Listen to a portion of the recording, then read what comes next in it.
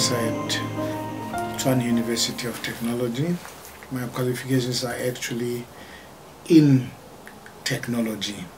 I've had my experiences as a campus director, and also I've had my experiences as a technology education specialist. I've written quite a lot of books about that, and I've written articles, and I've been to conferences concerning technology education. But one thing that struck me much more closer than the technology education is the past that I have witnessed and having to compare it with the present. We are living in very interesting times. 21 years after democracy, and I think these are the times when we have to reflect back. But I have written books now, and it is quite strange to some people that a professor in technology can be recounting things about the history when we have professors of history that should be doing this. But it is not so much, as I was writing these books, I said it's not so much about the history, it is about the stories. I'm actually referring to the stories of people that were in Mpumalanga. I feel that there's a lot of other stories that can be recounted in the history of the liberation struggle that are put onto the periphery and may not even come to the center. And these are the stories of mothers who braved tear gases, of mothers who lost their children, mothers and fathers were lost, of Victoria Mdege and others, people that were involved in the struggle.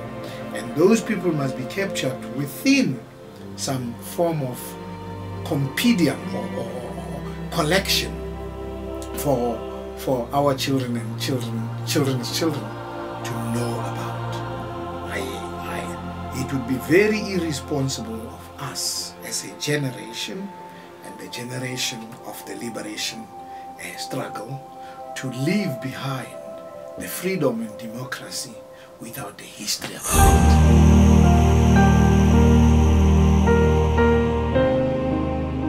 But the democracy is not over, and the battle is not over.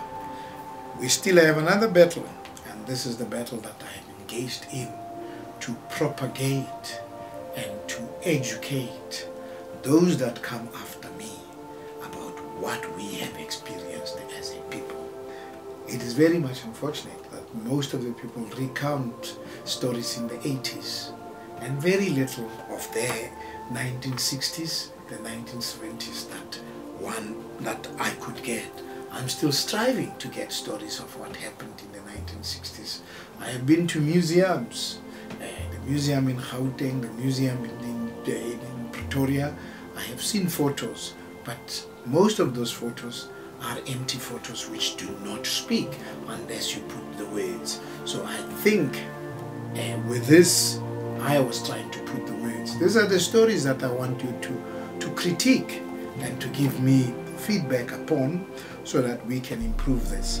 I have deliberately written the stories from the contributors without interfering with their perspective.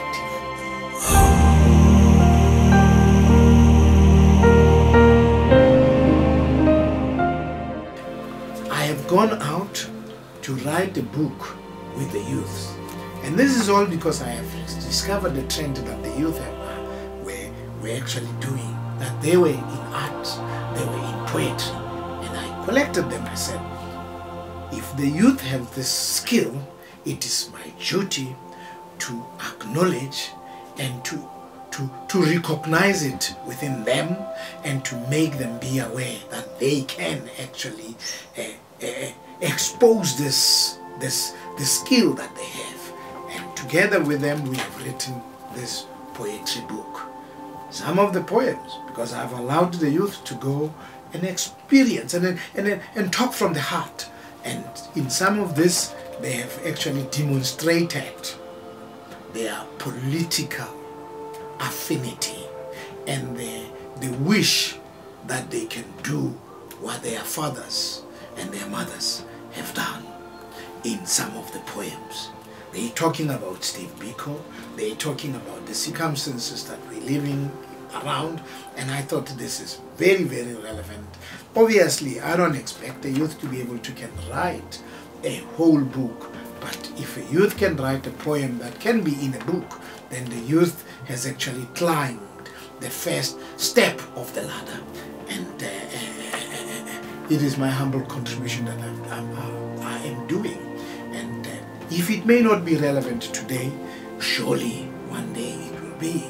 And if it may be insignificant today, surely one day it will be significant to someone, somewhere, someday. And I'm hoping that these 3 books makes a change and bring to you and to me a motivation to do even more.